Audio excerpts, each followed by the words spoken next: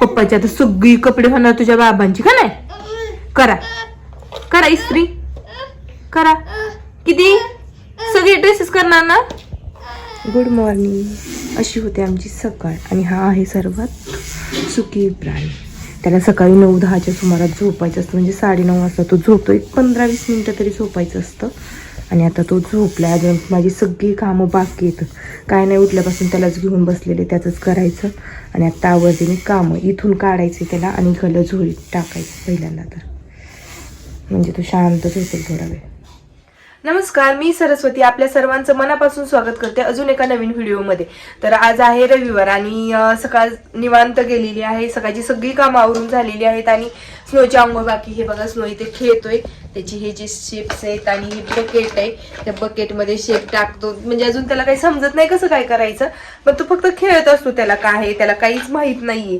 तर आता स्नोची आंघोळ वगैरे बाकी, त्याला आंघोळ घालायची आणि नंतर त्याला दुसरी जी कामं असतात ती पण बाकी आहेत. म्हणजे घरातली तर जी सकाळची कामं असतात, कपडे वगैरे झाडून फरशी, हे सगळं झालेलं आहे. आणि आता आम्ही बसलेलो आहोत.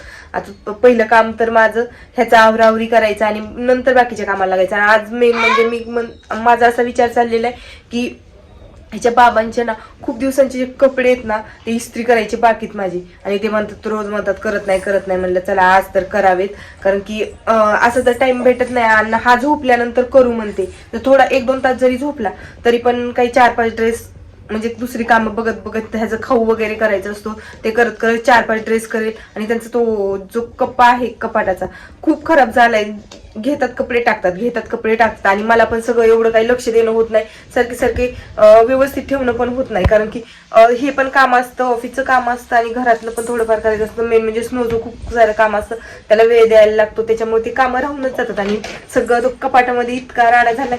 मी आले होते ना तेव्हा आवरलं होतं, त्याला व्यवस्थित ठेवलं होतं. इतकं पण चांगलं नव्हतं ठेवलं, पण तिथले तिथे व्यवस्थित ठेवलं होतं. पण आता खूप खराब झाले. त्यांनी खूप सगळे कपडे कसे पण केलेले.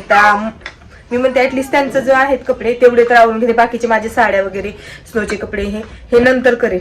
चला तर मग आता स्नोला घेते, आंघोळ घालून घेते थोडा वेळ. म्हणजे तो आता खेळतो तर खेळून देते, आंघोळ घालते आणि मग पुन्हा दाखवते तुम्हाला.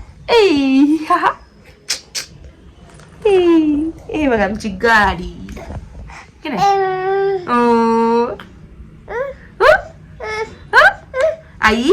आई म्हण रे, आई. आता आले मी किचन मध्ये. मला शंभूसाठी बनवायचंय उपीट आणि मी एवढंच घेतलंय रवा त्याच्यासाठी भाजण्यासाठी, कारण की त्याला एक टाइमच खायला करायचंय. नंतर 4-5 वाजता दुसरं काहीतरी करेल. उपीट करायचंय तर त्यात काही भाज्या वगैरे जास्त काही टाकणार नाही मी. फक्त जिरी मोहरीची फोडणी देणार आहे आणि कढीपत्ता वगैरे टाकून छान करायचे तेवढंच, कारण की भाज्या काय अवेलेबल नाही आहेत. म्हणून मग मी आता सध्या तर तेवढंच टाकणार आहे. आणि पहिल्यांदा तर मी घराला तुपात भाजून घेते. हे थोडंसं तूप टाकते. रवा चांगला भाजून घेतल्यानंतर मग त्याला फोडणी वगैरे देऊन छान उपीट बनवते. आणि आता मला करायचं स्नोला ना मी अजून तरी म्हणजे थंड पाणी पाजत नाही, गरमच पाणी पाजते. तर त्याच्यासाठी हे पाणी पण गरम करते. पाणी गरम होईल आणि एकीकडे रवा पण म्हणजे उपीट पण माझं करून घेईल. आणि तो आता झोपलेला आहे. आंघोळ घालून झालं, एक 15-20 मिनिट झालं तो झोपी गेलाय. म्हणलं तो झोपलाय तोपर्यंत पटकन आवरून घ्यावं. शंभू झोपलेला 15-20 मिनिट होऊन गेले, तो झोपलाय तोपर्यंत करून घ्यावं म्हणलं. बाकीची पण कामं आहेत ते पण आवरायचे. तर अगोदर त्याचं जे खायचंय ते करून ठेवलं, म्हणजे पटकन तो उठला की पटकन घेऊन चालता येतं, जास्त वेळ लागत नाही. आणि गरम असल्यानंतर त्याला खाता पण येत नाही, मग त्याला भूक लागलेली असते आणि चिडचिड होते. त्यापेक्षा पटकन रोज पण मी असंच करते, कधी आई बनवतात कधी मी बनवते. तर मग पटकन आपलं तो झोपला की बनवून ठेवायचं, म्हणजे काही नंतर टेन्शनच नको.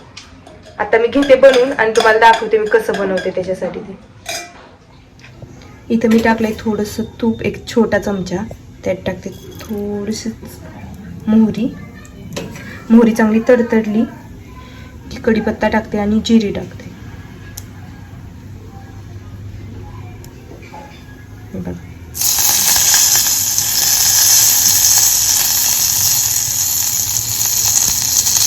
मोहरी तडली आहे. आता एवढी 2-4 दाणे जिरीचे आणि पाणी वरते. आणि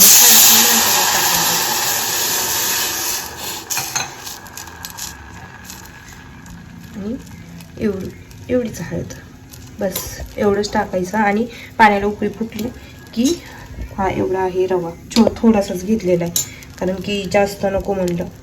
दररोज त्याच्या जेवणामध्ये काहीतरी वेगळं देण्याचा प्रयत्न करत असते मी.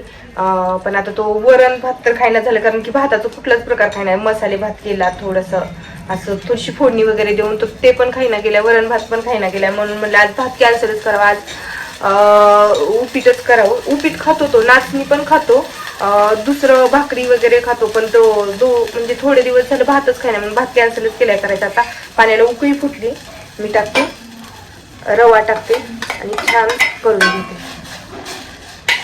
आज आहे पौष महिन्यातला शेवटचा रविवार. यावर्षी 4च रविवार पडत आहेत. शुक्रवारी का शनिवारी अमावस्या आहे, त्याच्यामुळे पुढचा तर रविवार पडत नाही. आज शेवटचा आहे आणि आम्ही आज सकाळी तर उपवास काही सोडला नाही. सकाळी आम्ही भगर केली होती खायला आणि भगर खाऊन पण अजून भूक लागली. आता काहीतरी करायचं आणि संध्याकाळी उपवास सोडायचा. बघू आता काय करणं होतंय. पहिलं तर शंभूसाठी सगळं करायला लागतं, नंतर आपलं बघायला लागतं आणि त्याचं बघू उरकून घ्यायचं आणि मग स्वतःच. इथं झालेच नव्हतं उपीट तयार आणि इकडे आम्ही ठेवलंय चकली तळण्यासाठी तेल आणि भूक लागली मग. वेफर्स, चकली आणि शेंगदाणे तळून रेडी आहेत. आधी तर मी खाऊन घेते. बघा हा आहे स्नोच्या बाबांचा कप्पा. एवढा पसारा त्यांनी करून ठेवला. इथे हे शर्ट आहे त्यांचे, एवढा पूर्ण आवरायचं आहे. इकडे स्नो झोपलेला आहे, तो झोपलाय तोपर्यंत बघू जेवढे काय होतील तेवढं करून घेते. बघा इथं आमची इस्त्री चालू आहे. झालं माझं एकच शर्ट केलं तिकडला आणि इथं स्नो इस्त्री करते. पप्पाची आता सगळी कपडे होणार तुझ्या बाबांची का नाही. करा करा इस्त्री करा. किती सगळे ड्रेसेस करणार ना, खरंच करणार आहेस ना. आता चालली संध्याकाळच्या जेवणाची तयारी. ही कणिक म्हणजे आम्हाला 17-18 चपात्या करायच्या, म्हणजे एक्स्ट्रा झाली आहे. आता कांदा तळून घेतला आहे. इकडं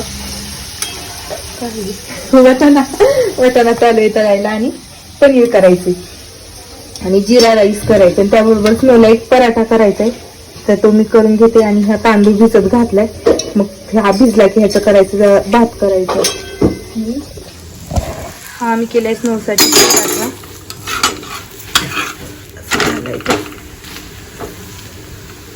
त्यात कोथिंबीर आणि मेथी टाकली, छान झालं. मटार पनीर, चपाती, जिरा राईस तयार करून झालेला आहे आणि आता आम्ही बसतो जेवायला. तुम्ही पण जेवण करून घ्या आणि चॅनलला सबस्क्राईब केलं नसेल तर नक्की करा. भेटूयात नेक्स्ट व्हिडिओमध्ये, तोपर्यंत बाय.